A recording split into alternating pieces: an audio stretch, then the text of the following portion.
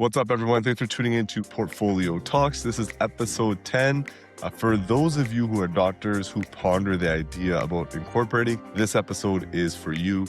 It's one of the questions that comes up all the time. Every time we're talking to new ODs or dentists or physicians, and they're starting their career for the first time, it's an automatic knee-jerk reaction to be rushing to incorporate. But is that the right decision for you? We're going to chat about that today in our episode and help you decipher if you should be incorporating in 2026 or if you should be deferring that decision till a little bit later. As always, if you guys love the podcast and gain value from this podcast, please do us a favor and like and subscribe on whatever platform you're watching. It really helps us cut through the noise of the financial podcasts that are out there and continue to educate you guys so you don't miss an episode, and also educate the next generation of doctors in Canada. So stay tuned. Hey, getting money is my job. Come and pull up to Portfolio Talks. Hey, paper stacking around the clock. Time to pull up to Portfolio Talks. Yeah. Portfolio Talks. Hey, Portfolio Talks.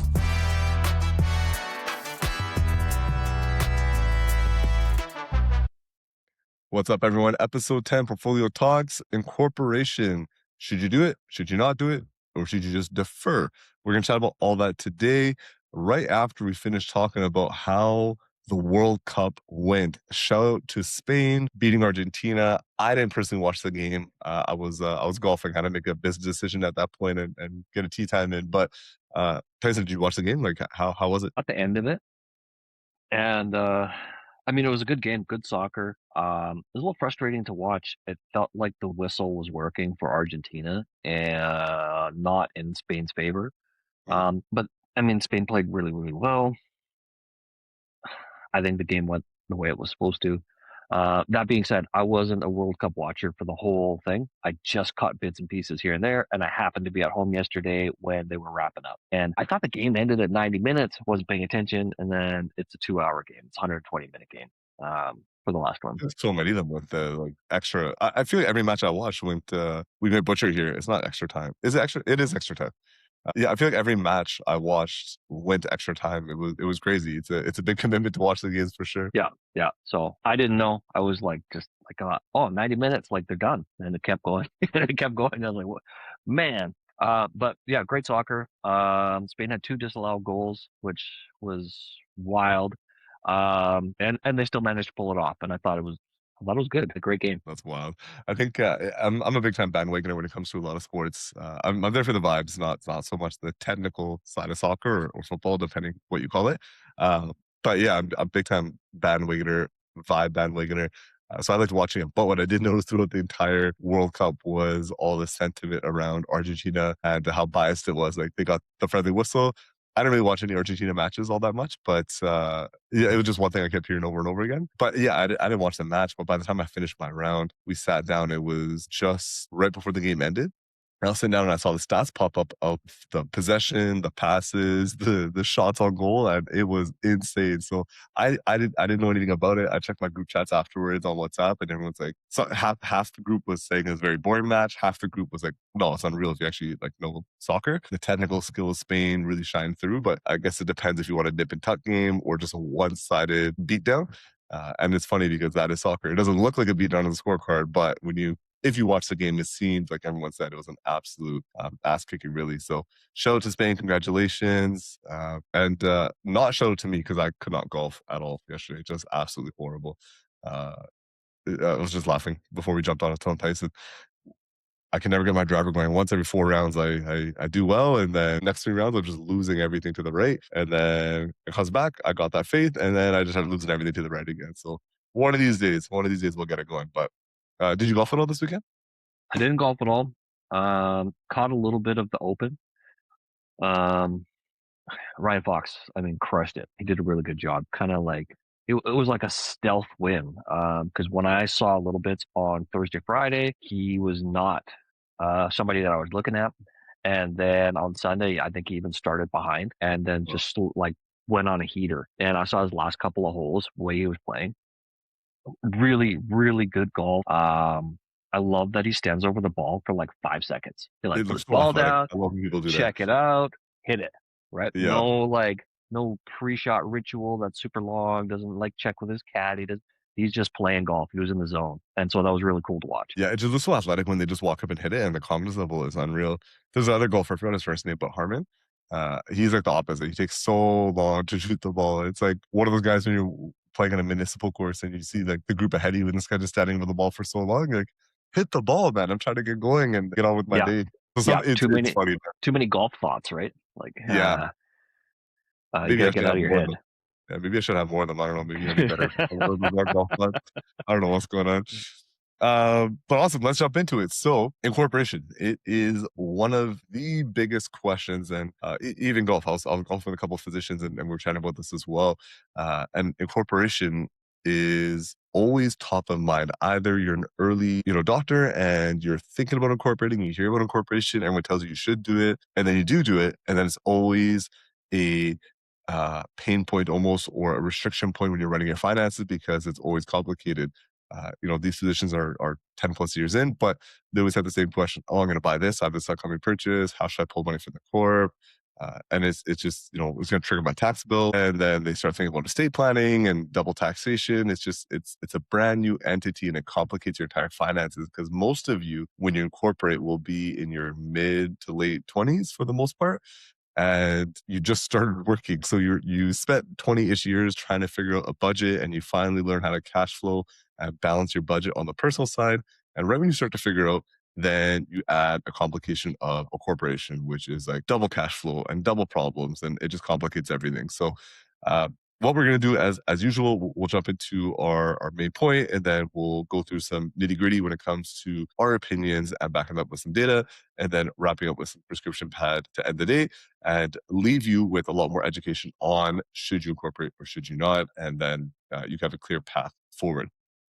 As always, if you want to get questions into our mailbag, as a reminder, you can join our closed Facebook group. That's where you can ask the questions and get answered during these podcasts. And then we're also going to be starting to go live in that group as well every other week to answer questions, talk about our upcoming episodes, and then just field some random questions that come in there as well. So if you want access to all that stuff, join our closed Facebook group, and that's going to be linked in the show notes. So first off, incorporation, it's never a case for never incorporating. It's really a case of sequencing. So at what point does it make sense for people to incorporate? So maybe let's just start there, Tyson. Like, what's your opinion on this based on all the clients that we've seen go down this same decision path? Yeah, I mean, this is really a it depends type of answer. And so when we talk with our students that are either about to graduate, or they're like an R1 and R2, they've graduated, they're about to become a full-fledged doctor, even some of our optometrists, we have to ask some questions. And I think this is really good piece of advice for everybody who's starting out in their professional career. You're going to have colleagues that say you should do X. You want to have some follow up questions to ask because you want to verify, does that make sense for you? And does that make sense now? So we do get a lot of students that have been told that they should incorporate the day that they get licensed. And some of the qualifiers that we put on that is like, well, do you plan on buying a house? Do you plan on buying a practice? Do you need all of the income that you're going to earn in your first couple of years? Is your goal to immediately pay down debt? And so like you said, sequencing makes a lot of sense. So if you need all of the money that you're going to earn, so you're going to earn $150,000 in your first year, 38% is going to go to tax. And then you're going to have a chunk that's left over, and if your lifestyle expenses are about $110,000, you're going to need all your money. Why are you going to incorporate? Like you're going to spend $5,000 to $8,000 to incorporate, plus you're going to pay some accounting fees year over year. We can just delay that a little bit, especially if you're not going to have any retained earnings or profit in your corporation. So it's a series of questions that we want to ask to, again, diagnose the problem. Like, do you need to do that now? Yeah. Yeah, exactly right. That is always, when people ask us a question, our first response is to ask them questions back. And that is the biggest thing. More commonly than anything else, the biggest expense you're going to have as an early career doc is going to be your cost of education. So you're going to have a massive line of credit unless you have family support, and those payments, whether it's a combination of government ones and then the private, or you just went all private. Did you go domestic? Did you go international? All those things are going to dictate how much debt you have. But one thing is for sure, you have to start paying that debt back. And it is basically like you bought a condo because it's such a large amount. So financing that interest and then starting to pay down some principal is quite a big payment. And at the same time, you're also getting a guaranteed rate of return if you're paying down that line of credit. So if you have, 3.5% on your line of credit and you start to make any payments on that, $10,000 paid onto your line of credit is $10,000 giving you a 3.5% return. And especially in the first year, we were talking about tuition credits. It's quite Yep. unique that you can have obviously it sucks that education is so expensive, but you might as well see the benefit of it as well, which is you have a large pool of tuition credits. So wiping out those tuition credits, taking all the income on the personal side, and then getting a guaranteed rate of return, paying down your line of credit and freeing up some cash flow. Because eventually when you do incorporate, we're going to chat about this more so in a little bit, but when you do incorporate, understanding that all the money you take from the corporate side onto the personal side is going to trigger tax. That's you paying yourself personally so you can have personal income tax. So if you can really be strategic with your early years and pay down a big part of that line of credit, which is most likely going to be one of your biggest expenditures on the personal side, is going to save you some money when you do incorporate because you have to pay yourself less from your corporation to the personal side on a monthly basis to service that debt. So it can have some really compounding benefits, especially if you do it correctly and based on your own situation, as opposed to hearing somebody. I don't know if the water cooler is still a thing. That wasn't even a thing for me. I don't even know why I said that. I just heard it. Might have been a thing for people back in the day, but I never had a water cooler. So um, whenever that was you, right? That Tyson had the water. He Yeah, was the yeah. guy cooler chatting about incorporating. But yeah, whenever the new age water cooler is, hearing someone say, wow, I incorporated right away. If they maybe did, maybe it was a mistake. Maybe it wasn't. Maybe they don't even realize it. But maybe it's not the right thing for you to do. So just understanding those are kind of some quick things. If you have a lot of expenses on the personal side and you're going to be spending the majority of your money, it might not make sense for you to incorporate away, especially understanding the benefit of the tuition credits, understanding how that can help you get a guaranteed rate of return, and understanding how that can help you reduce your cash flow that you need from the corp to the personal side once you do incorporate. Yeah, I just have one thing to add on the tuition credit part Yeah. is it's really important to have your tax team sort of in alignment. And we've seen just a couple of examples of this, and not in so much in the larger cases, but in the mid-sized cases where your parents have always done your taxes. You're a student, you're in school, your parents continue to do your taxes, and then you graduate, and your financial team comes in and says, "Hey, this is a great time for you to use your tuition tax credits to offset against your first few years of really high income." And then we find out the parents have used the tuition tax credits against their income, and we miss an opportunity. So your tax team should be involved and have an idea of what's going on, because we could be really strategic in what we're going to do in the first couple of years versus kind of being willy nilly and using it for something that may not be as strategic. Something to consider, and we've seen it a few times. So and then we come with the advice, and then they're like, "I don't have any student tuition tax credits. What are you talking about?" They've been used. So we want to be involved. You want to have your team involved. You want to know what's going on. And rather than just be reactive, you do want to be strategic at some level. That is a fantastic point. I literally just had that last week with a brand new, yeah, she's a physician, family doc. But we are talking about that as well. And she was like, yeah, my dad uses most of the tuition credits against his income, and he's a small business owner. Uh, and maybe that makes the most sense. Maybe it doesn't. Understanding the income trajectory that you're going to be on, it may make a lot of sense for you to hold those tuition credits. And it's not like your parents did it intentionally to hurt you. No one really taught them anything. It's their first time being parents too. It's their first time being a parent to a doctor, and they don't really know what that looks like. So that's a really, really good shout out. All right. So how much does it cost to incorporate? So let's talk about that, and then we'll jump back to understanding at what income point it makes sense. But uh, cost. So corporation isn't free to run. There's fixed costs and there's variable costs, like mistakes that can happen sometimes. But there's a lot of fixed costs. So understanding it's going to cost you something to incorporate, and that should be baked into your decision making. Tyson, let's chat about that. Like, what is the cost to incorporate, roughly? Yeah. Well, this is one of those things where you do not want to DIY your incorporation. There are websites where you can do all of that stuff. You can stand up a numbered company easy. You want to go to a professional. You want to make sure you're following the rules of your college. For some of the young docs that we've come across, they're already married. They're starting their family life, and some college bodies will allow you to have your spouse as a shareholder in your medco, but they're not a voting member. Well, who's going to research that? Who's going to do that? Your legal team's going to do that, not yourself, not ChatGPT.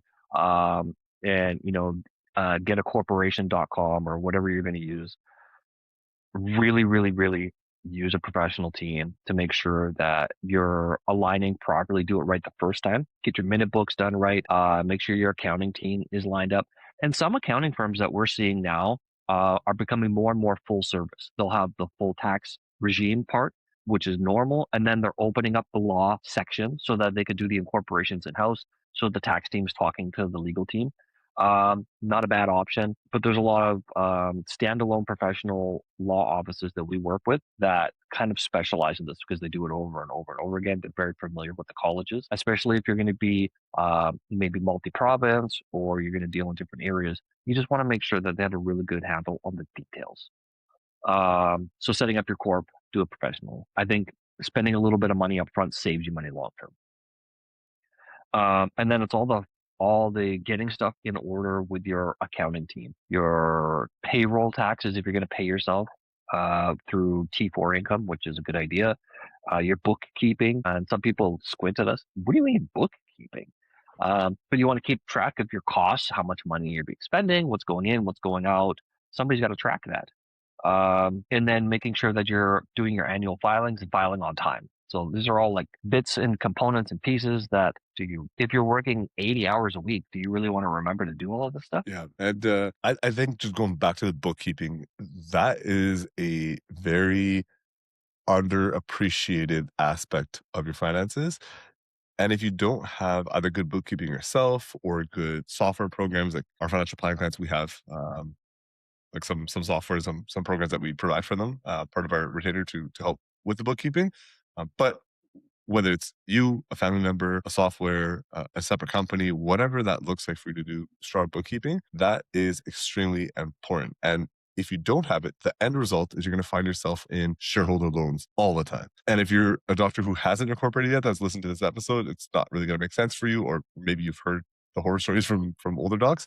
But shareholder loans, we talked about it, I think 3 episodes ago, is a constant thing that's happening. So if you're not strong in the bookkeeping, you'll forget, oh, okay, yeah, I had to buy this one, or pay my property tax, or bought a car, or went on a vacation, or help my parents as like a thank you for helping me all through school, whatever that looks like. Anytime you take money from the corp to the personal side, I keep saying this, you're triggering personal tax. And if you're doing it as just a bank transfer and you're like, okay, I'm going to dividend and I'll pay it to myself later on, trust me, you're going to forget and you're not going to keep track of how much you actually spent. Next thing you know, you're bumping yourself up to the highest marginal tax rate.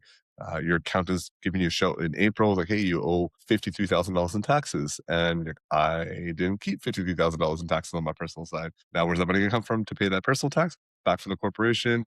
Now you're starting the next year already $53,000 in the hole on the personal tax on top of whatever spending you're going to have for the rolling 12 months.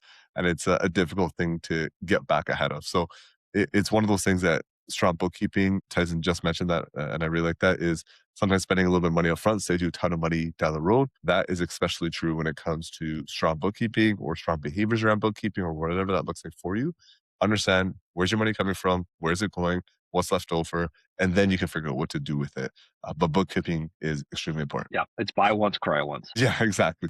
So we talked about a couple costs there. Roughly, if we're going to ballpark it for the audience, I know obviously provinces are different, things of that type, but rough ballpark. Where should they mentally account for as far as all the costs for holding a corporation or opening a Yeah, I corporation? think I think it's going to be well below $10,000, especially in the beginning. I think we're seeing somewhere between 4,500 and like $8,000, depending on the level of interaction and what you're doing and the type of office that you deal with. Some charge a little bit more of a premium, but you just want to make sure number one is you can get along with the office that you're working with because you don't want to like dread talking to them. You need these professionals in that operate and run in the background. So you gotta like talking to them. So sometimes you pay a little bit of a premium to get the office that you like to deal with. 40, yeah. So it's like 4,500 to $8,000 in that ballpark to stand up. What Yeah, happens? love it. All right, so that's a perfect segue into, the question isn't how much do I earn, it's how much do I earn beyond what I need to spend or to live my life. And if you're thinking that it's close, but another $8,000 not that big of a difference, then maybe it can make sense for you to incorporate. But what we'll do is maybe Tyson, you can talk through. I'll just share my screen and we'll go through the calculator real quick. But that's usually what it is. It's not how much I earn; it's how much do you earn beyond what you need to live off of, and that's going to help you decide if you should incorporate or not. So maybe you want to chat a little bit more about the nuances on that. All right, let me just get this screen share up, and I always have so many windows, but here we go. Perfect. All right. So let's just say your annual income, let's just say you're making, I don't know, $250,000. What are we usually seeing with people on their cost of living Um, in and debt service? Vancouver, yeah, I mean, we're in Vancouver. It's a little expensive, and then it depends on lifestyle. So we do have a lot of young, active people. They're out, they're doing stuff all the time. They spend a little bit more money. Um, so if we're saying they're going to spend like $90,000 a year just to live, um, you're not looking that bad. On 250, you're just about to breach the highest personal tax bracket in BC. So if you're still not incorporated and you're just earning salary through maybe you're a brand new associate at a optometry clinic. We have a bunch of those, and you're just getting T4 income. Um, you're almost at 53% tax. So we would be having some conversations of how much do you need, how much do we want to keep, and are you okay giving away 53% to the government because that's what's going to happen. And that's not on all your income. We have a tiered tax structure, but you're about to breach that point, and that number usually scares a lot of people. Um, And then we would wanna look at the difference of, like, okay, if you could earn that 250 and pay 11% small business deduction limit and then dividend some out, maybe pay yourself some salary from there, can we make a significant difference in what's gonna happen? And sometimes people see these numbers and they start to make lifestyle adjustments. Maybe I need to spend less. We have a segment of young medical professionals. They spend a lot of money, right? They cry to us about their debt level, and then when you check their Instagram, and they're in Bali, and they're in Brazil, and they're in the Caribbean, and it looks wonderful. But saving money is not really the priority. Um, so we want to look at, what are we doing? What are the lifestyle expenses? And also understand this is the first time in their life that they've been out of school and now they're earning great income. There's going to be some spending, and we got to find equilibrium. Absolutely. So while you were chatting, I was just for those of you that are watching on the video, I was just kind of moving these sliders to show you different income levels. And the biggest definitive factor here is how much is your cost of living. We have some clients that live at home still. We have some clients who are living in rural communities, so they're spending way less than they're earning. And we have some clients who are, man, I just came out of a absolute battle of education, and I live in Vancouver. I'm living in GTA, and I want to enjoy my life a little bit. So they're earning modestly and spending high enough of income where it may not A make little bit sense. of YOLO. Yeah, yeah, exactly, and it may not make sense for you to incorporate yet. So, kind of the ballpark that we look at is, anywhere from like $30,000 to $50,000 extra is kind of where you're looking at where it starts to make sense. It's not just the numbers; it's also the behavioral side of the finances, because the other thing is the extra work it takes to understand, okay, new cash flow, more accounting meetings, a new bank account, just the complexity that comes with opening up another corporation. Unless it really is making a quantitative benefit for you, you could just run the simplicity side of it. And there's a lot of other things to keep in mind. So, if you're going to have, let's say, you are planning to start a family in the next couple of years, and you're okay, well, I have a good income now because I just want to work finally, earn a big amount of income, and then start to kind of pull that money away. You could do that, but if you're thinking that, hey, I'm gonna wind down in the next couple of years, like I really want to start a family, that's a big part of my objectives, and you're probably not going to work full time. Those are conversations you want to have. Okay, well, maybe it makes sense this year, but it wouldn't make sense next year. So, why even do it? Let's just delay it. Do you have tuition credits? Do you have debt you're trying to pay off?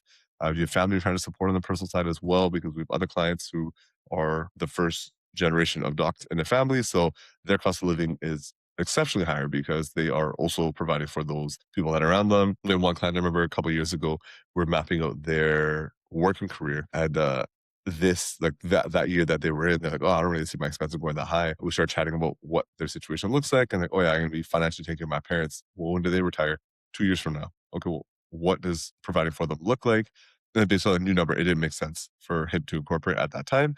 So these are all things that you want to look at. It's a big picture, it's a big decision, because once you incorporate, that's it. You're going to be incorporated. So you want to make sure that if you need the money on the personal side, if it's going to be benefiting you, you have a registered account room, you have debt to pay off, you have people to provide for, whatever that looks like, it's definitely worthwhile to take your time, make the right decision, talk it through a couple of times, and then yeah, go from there. All right. So long term. So we talked about a couple of things. We talked about, what incorporation is. Essentially, it's another entity that's going to allow you to earn money inside the corporation and leave that money there if you don't need all of it personally. We talked about the nuances of how you pay yourself and how that can reflect into some pain points in tax time. We talked about how good bookkeeping can prevent you from running into a shareholder loan. We talked about the costs, a bunch of different stuff. So let's talk about the long-term projections. So, we talked about some things that will point towards not incorporating and how it doesn't benefit you. What about the other side? So when does incorporation make sense, and how can it really benefit you in the long term? Yeah, I think incorporation does make a lot of sense when you're established, when we have an order of priorities, and the big numbers, especially in BC. On your first $500,000 of earning, you're going to capture the small business deduction limit. It's 11% tax on your first $500,000, and that's like the small tax, which is great. And then you pay yourself from there. Are you going to pay yourself salary, which is a deduction to the business? You don't pay tax on that part. You pay it personally. Are you going to pay dividends? Dividends the corporation pays. But you really get more controls, more levers that you get to pull on, and you get to choose when to activate it. I think having control makes a lot of sense when you layer in a little bit of strategy and you have some timelines that are built in there, and your plan is built with choices in it. Because as soon as we make I mean, this is a joke, and I have this with a bunch of clients, but it is the speed of business that happens is from one conversation to the next conversation. It might be 3 weeks, and they've decided to buy a house or buy an extra clinic, or they're going to buy the family cabin, or they're going to sell something, and it completely changes the paradigm of the financial plan that we put in place. So actively updating things does happen, but incorporating at the right time, it's going to shelter you from tax. It's going to give you some controls. It's going to give you the ability to choose how you're going to pay yourself. And then it's just going to open more strategies for you. Yeah. And I think the only caveat to that is we have seen a few people that incorporate too early. I've had a few associate dentists in the past where they become a dentist, they're working in somebody else's clinic, they're told to incorporate, they incorporate right away, but they're making $150 to $180,000 and they're spending most of that, and it doesn't make any sense for them to incorporate. So then it's almost like you're making, seven, eight, $10,000 a year less because you have to pay for all the fees to upkeep the corp, the bookkeeping, all of that stuff. And you didn't need it initially because you needed all the income. And so I think that's the only way it can hurt you. Yeah. And I think, control is a big thing to keep in mind of when it comes to the benefits of incorporating and opening up your corporation. It allows you control of the flow of money, understanding that all the income you earn is going to be earned inside the corporation as long as you update your bank accounts. That's one thing I would laugh at. We've had a couple issues where we just start blowing up our client's phone where it's like, hey, everything's done. You just got to update your bank account. Like, stop getting paid into your personal accounts, because sometimes, depending on the engagement, we can see it. So we're trying to catch it. We talked about the bookkeeping before, but we try and catch it and just call them nonstop. Like, hey, update your bank account, because every time you're earning in the personal side, it's still just compounding to your tax problem. But you have control of where that money comes into and then how much you flow out to the personal side. So Tyson talked about your progressive tax system of keeping it in a tax bracket that makes sense for you. And that can allow you to do that, because you could think of your corporation like a unlimited RRSP where you earn in the small business rate and then you control how much goes on the personal side. You can invest in things. You can buy things, you do a bunch of different cool stuff in the corporation or another corporation. We won't go into hold codes yet. That'll be a different episode. But that's one of those things that gives you a lot of control. And if you can retain the control and the flow of taxes, you keep more money, you have more capital to grow and do stuff with.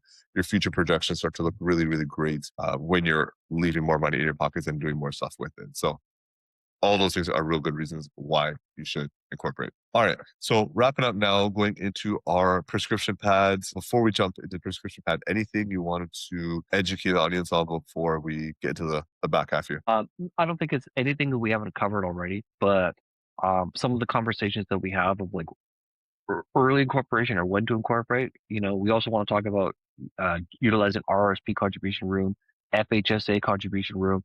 Those are deductions against your income that will shield you on the personal side from tax, as well as help you build your down payment fund.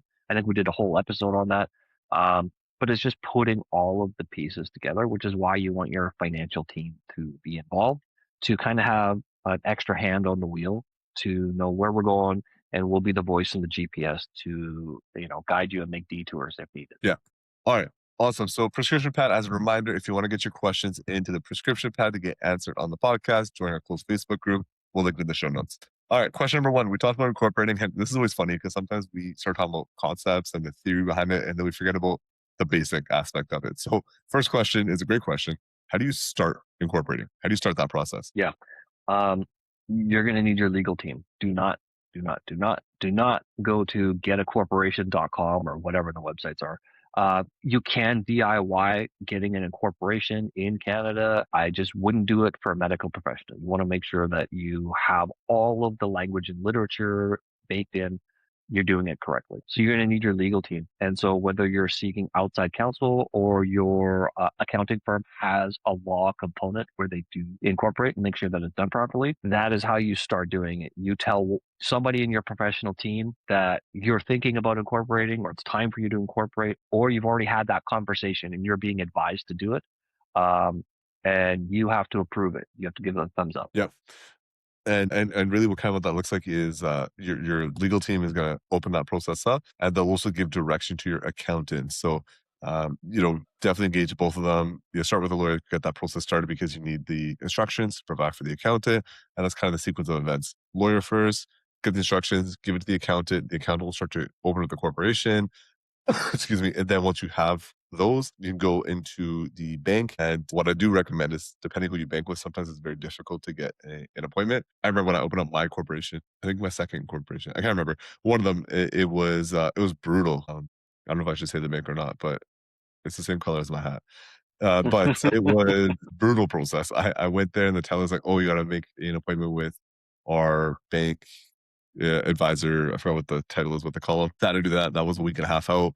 So I did that, came back. They're like, "Oh no, we can't do this. You have to call the 1-800 head office number. They do everything online now." I was like, "Okay." So I called them. They're like, "Hey, we have an appointment. We have to get a special team from that to call you." That was another week and a half out. So now I'm 3 weeks out, still earning money on the personal side. Yeah, what was my first corporation? I remember this because I was still earning money on the personal side. So then I had to wait for that. And then when they finally called me, they're like, "No, like you have to go to the branch. We don't do this because you have two different companies, like opening a holdco and an opco at the same time. Like, it's too complicated. You have to go back to the branch." I was like, "Okay." So I go back to the branch. The teller's like, "No, you got to talk to the financial advisor." And then the next week, I talked to the financial advisor. He's like, "Oh no, like they told you the wrong thing. You have to go to the phone number." I was like, "No, no, no. Get the manager, get the teller. Let's just get everyone right here." I'm like, "This is insane." Like I keep going back and forth. And then the manager's like, "Oh no, we can do it. Like you have to do this, this, this." And then it was off. So anyways, long story short, I do recommend when it gets to the point, lawyer provides instruction to the accountant. Accountants open the corporation, gives you those docs. But preemptively, when your accountant starts working on it, start booking your meetings with your tellers or your bank or whatever that process looks like. So you don't have a gap of a month and a half, almost 2 months to get your corporate accounts opened up. You want to make sure that's done soon so you can start earning again money deposit into the corporation right away. Or if you have access, depending on what your profession is, if you can hold back your billings and you're okay to do so, you can defer your billings until your corporate is opened up. Then you can start doing that. So lawyer to accountant to the bank. And then once that's done, talk to your financial advisor and start talking about how to get a proper cash flow strategy going to accomplish all those things Tyson talked about, your investments, your debt, all that kind of fun stuff. All right, next one. I think you mentioned this already, Tyson, but the question is, can my partner own shares in my corporation? Yeah, sometimes, yes. It used to be no. This was years ago, but it used to be like a red line. I was always told no, you're not allowed to do it. But it seems to be fairly common now, as long as your spouse is not a voting member. Seems like most medical professional colleges will allow your spouse to have shares in your medco and definitely have shares in your holdco, which we will cover on another episode. But what does this allow you to do? You're the principal, you are the doctor, and you're earning income. You're in Series A shares, whatever we want to call them. You're in Series A shares, and then your spouse is in Series B shares. It does allow you to pay two different dividends at different times. Whereas if you're both A shareholders and you want to pay a dividend, you'd have to pay equal dividends to each member that owns, or everybody that has the same amount of or same share dividend series. So being in different share series, it allows you to stagger the dividends, and it gives you another level of control, and another way to flow money out of the corporation. And that's a good thing. But there are different series. Yeah. Especially if your spouse is helping you or yeah, helping you with like the bookkeeping as an example. We talked about that earlier. Helping you with the bookkeeping or your billings or whatever that is. It's a great way to just cleanly compensate them for the efforts that they do to help you earn X amount of money, but they can't have voting shares. So you don't Yep. have to worry too much about that. Your lawyer will let you know about that as well. They'll structure it that way, and that's part of the instructions that they'll give the accountant. So good to know, but do you need to action it yourself? Not really. So one of those good to know things. All right, moving on. Next one. Does every corporation get its own small business limit? This is a great question that we get all the time, actually. But does every corporation get their own small business limit? So let's say you're a high converting doc, you own a private clinic, and your dentist just absolutely crushing it, and you're like, I'm going to open up one corporation for to start, and then after a couple of years, I'm going to open up another corporation, and I'm going to track it. I'm smart. I'm going to track it. So as my billing start getting close to the small business limit, I can start billing to my other corporation instead. Does that work? Does that not work? Yeah.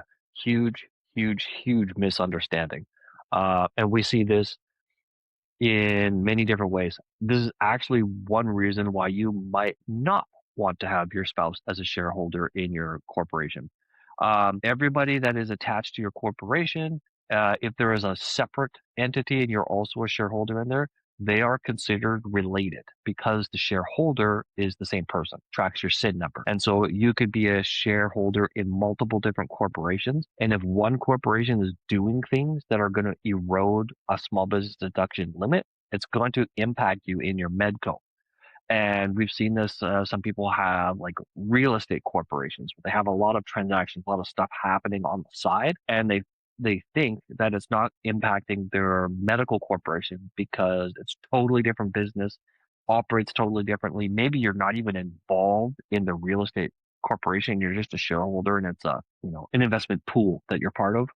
Um, it's considered related because you are a shareholder in both places and it is eroding. You get one small business deduction limit across all of your companies. Yeah, yeah. It's year after year after year, we have the same questions come in about the small business limit. So, and I get it. I think everyone's like, all right, I found a trick in the system, or maybe I don't know, maybe there's some stuff on social media going around that we haven't seen yet.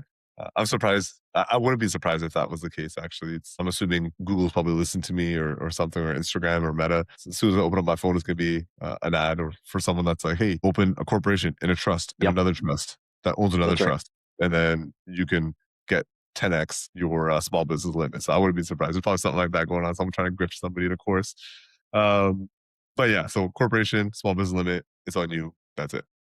Yeah, All right. and I think sorry, just to add one piece is something that I have seen it's unfortunate is people try and silo their operations by like, well, my medco and all my professional stuff is with my professional accountant, and then I have somebody else, maybe it's their cousin or somebody who's also a CPA. They're going to run the investment corporations of the holdcos, and now you have a team that's not talking to each other, and you think you have this slick operation done. CRA just kind of puts a blanket over everything. They see everything, and best case scenario is you're just going to reduce your small business deduction limit. Worst case scenario, CRA say you're trying to avoid tax, and they're going to apply something called GAR, or General Anti-Avoidance Rules, which it's kind of like RICO. They can just say GAR and apply it to your tax and all of your different regimes and all the different areas of your life, and they can come back and penalize the crap out of you. And you don't want any of that business anywhere around you. Yep, absolutely. That's one of the things you would definitely be cautious of. So, great point. All right, last question here is we kind of talked about this already as well, but is there any time that incorporation doesn't make sense for me? So, as an example, we kind of chatted about a couple of them. So, we talked about if you are starting to work and you have large student loans that you're trying to pay off and get ahead of. That's one example. If you have a high cost of living and you're going to be spending more or less most of your money and not have like, I think 50-ish thousand dollars is a good ballpark for you to know if I'm retaining 50K more than I'm spending, then that can make sense for me to start the incorporation process. If you have aspirations to own a home and you want to put money into those registered accounts that you can then pull back out, and that's going to be where your extra 50K is going, then that doesn't really make much sense for you to incorporate. So it's really just about a sequencing of decisions. I think most people, the last one would be if you're planning to take a sabbatical, perhaps, go travel for a bit and you can have a low income year, or you're going to be starting a family and you don't think you're going to be working full time. Like you also want to project out not just a knee-jerk reaction for the year that you're in, but also the next couple of years if you have those big life-altering material changes happening. Those are all reasons why you may not want to incorporate, but for the most part, people will incorporate at some point in their career. It just depends when you do it. So it's not a yes or no decision; it's more of a sequencing or timing decision. So that's what I would say on that one. I don't know if you have anything to add to kind of Yeah. wrap that one up. No, I mean, the only other thing is you might get legal advice to say you want the benefit of a corporation for liability purposes. And again, that's based on your legal advice and then maybe the niche market that you're in. And so that would 100% make sense. If your lawyer says for liability reasons you should incorporate early, even if the financial ones don't make sense, something you might want to consider. But all of the ones that you just said, we have seen all of those. Seen this junior associates come in, somebody has told them to incorporate and some of them haven't, and they've done just fine. You're like a high paid employee. You're going to pay some tax, and you're going to live your life. It's the simplest like or path between A and B, like earning income and living your life. Being unincorporated is the simplest thing in the world. And then you're just adding a few layers of complications as you decide to add those things. And as you find out that you're not spending all the money that you're earning, might be a great time to consider it. And unfortunately, we can't go backwards. Like, hey, I had a great income earning year this year, Vishal. Should I incorporate and then shelter all that tax? You've already And earned it. Can't retroactive shield this tax. That's no. yeah, yeah, going back to GAR, but yeah, you can't backdate it, and that's a great point to again talk about the benefits of a lawyer and having a proper legal team to your corporation. So as always, there's usually nuance in everyone's situation, and there are some. I know a lot of people are like, well, my college has protections and insurance and liability, and there's not really many court cases that go above and beyond what the exposure risk would be through my college, and they kind of protect us that way, which is true. However, depending on your situation, do you also own commercial real estate? Is that going to open you up to some kind of liability if there's a claim on some kind of damage on the property or whatever it is? So your lawyers can take a look at the risk profile of your situation. If it makes sense to structure things certain ways, they'll look at precedent for it, court cases that are going to stand up to either this makes sense. If it doesn't make sense, so all those are reasons and things that your lawyer would do, and the benefit of having a legal team look at your situation. And one of my really good friends, who's a great lawyer, even though never admits it, but he's a great lawyer. And a Always great golfer. a great golfer. He says he's a bad lawyer as a running joke, but no, he's great.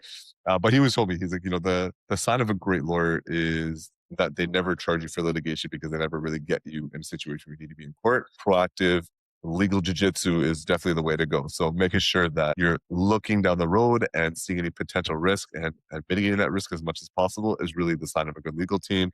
They really don't ever really want you to be into litigation because no one ever wins. And they say that too. No one ever wins when you start litigating. Everyone gets entrenched in their own thing of, now I just want to be right. And it's just hemorrhaging money. So a good legal team will prevent you from ever having to litigate. And sorry, that means going to court. I always just forget. I'm like, sometimes we just talk in terminology, but yeah, a good lawyer will keep you out of court and they'll make sure that you have all the proactive things that you need for that. So hopefully this episode helps you point you in the right direction of understanding the map for yourself because everyone's personal finances are in fact personal. So you need to make sure if it makes sense for you. Are you projecting to have projecting is what I meant to say. Are you projecting to have a large income over the next several years or indefinitely? Are you going to have a big year and then wind back down?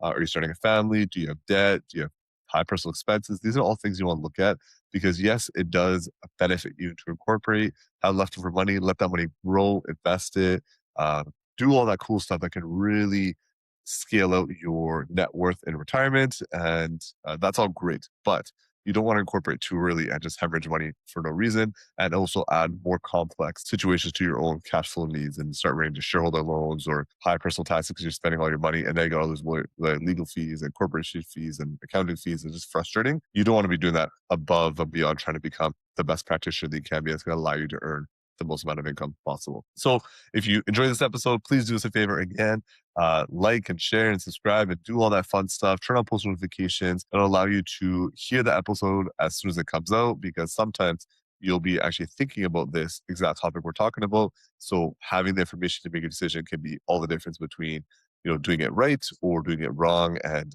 as Tyson mentioned, you can't go back and change things once they're done for the most part in finances. So yeah, hopefully this helps you out and send to a colleague to help them out as well. And we will see you guys on the next episode of Portfolio Talks. And also, if you haven't done so, join our closed Facebook group. We're going to be going live next week to chat about the last 10 episodes, give some more advice, answer some questions live on there as well. It'll be in the show notes. And until then, see you guys later.